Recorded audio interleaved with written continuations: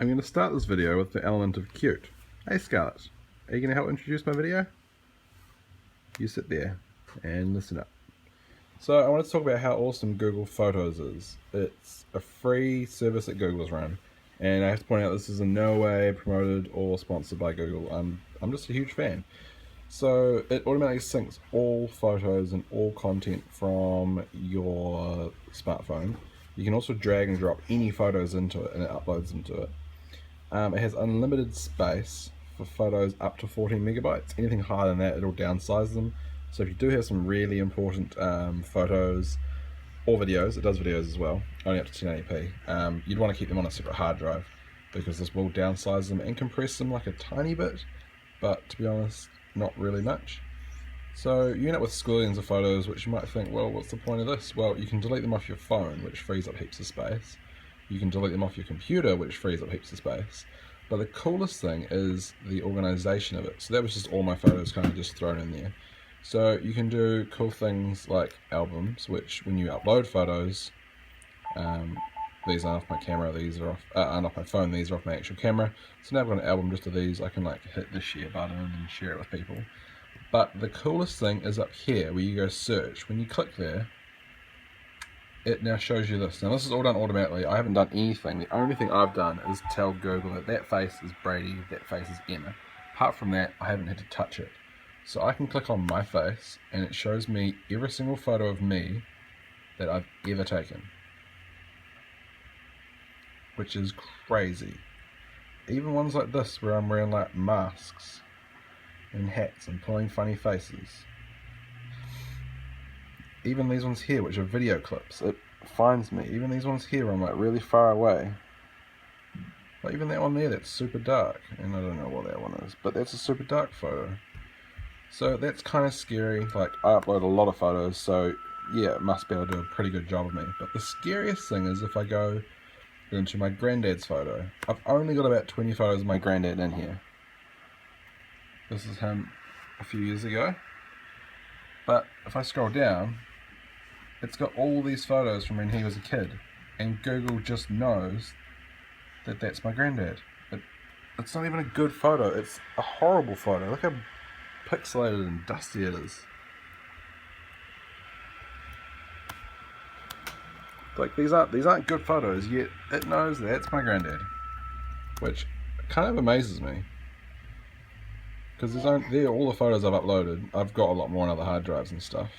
Even this, it's a photo of breakfast. There's a photo in the background of my granddad. Still finds him.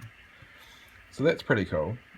So you can also, now they've just added this feature where you can add people's names. So now I can search Brady Scarlett. Hit enter. That was you. I'm talking about you. You're Scarlett. Say hi. Right, now it shows me every single photo I have of me and Scarlett, which, as most people that have kids will know, means you have lots of taking the same photos. But yeah, literally every single photo of me and Scarlett I've ever taken in one place. It's super cool.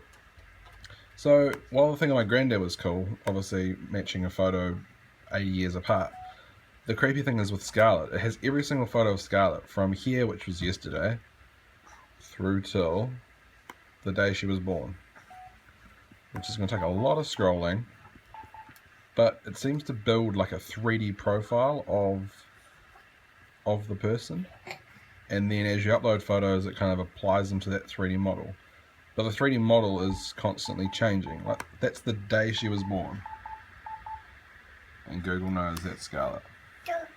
That's her like a few days after being born. Like she, while she's still cute, looks nothing like that. Except they're still cute. Except they're both still cute. There's similarities, but they're not. Like, it's scary. So that's people searching, which is awesome. If you want to find a photo of a certain person, it creates this automatically. Like the only thing I don't like is that there's all these random things here, and I'm like, who are these people? And I click on it. There's like a bunch of photos I uploaded from the Rugby World Cup final 4 years ago. These massive crowd shots. So Google's gone along and gone, oh, that guy, and it's kind of put them all into my photos. which is a bit dumb because I don't. These people here are all in that group photo. There's the odd person that's not, and then as you scroll up more, so they're in order of people most in the photos. So obviously I'm first, wife, baby, Julia, mum, dad, sister, Tim, sister. So that's searching for people. The other thing you can search for is objects, things. So you can search cars, and it shows you any photo you have that has a number plate, has a car in the background, has a car seat, has some element of a car. Even like this. This is a shot like I took of a body bag in the back of a car. It knows it's a car. That shot there is me sitting inside my car. It knows it's a car. That's a super old photo with a car in the background. It knows it's a car. You can search food. Like you can search anything. Like there's not just like keywords. I haven't tagged any of these photos. It just knows it's food. Banana. I don't know if I've got any photos of bananas to be honest, but let's just try it. There, banana. Photo of Scarlett eating a banana at Countdown. Photo of a banana in 2007. Tree. Lots of trees. Okay, how about Christmas tree? It finds all these Christmas trees. Like, I'm a photographer, and this just blows my mind that this sort of technology exists. Like, it's crazy. The other thing you can do, so that's searching places, people, you can also search places.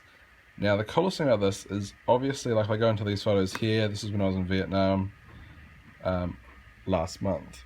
These are obviously taken on my iPhone. They've all been geotagged because iPhones have built-in GPS things. However, if you go to Paris, these were taken on my DSLR. And the reason it knows that this photo is Paris is because of the Eiffel Tower in it. It's detected the Eiffel Tower's in this photo and goes, well, if the Eiffel Tower's in your photo, you must be in Paris. Which is crazy. And then once you find the thing you want, you can then click this arrow and it shows you everything else you did on that day. So now it shows you, okay, it didn't really work because I haven't really uploaded any of my Europe trip photos. But then it expands, it usually expands and it shows you all of the other photos from that day. Like I've uploaded about 30,000 photos to this. And I can just type in the word Vietnam and this is every single photo and video from my Vietnam trip. If I wanted to do like something for me and my dad, would I put dad on a Dave? Maybe I did. No. What did I put dad under? Dad.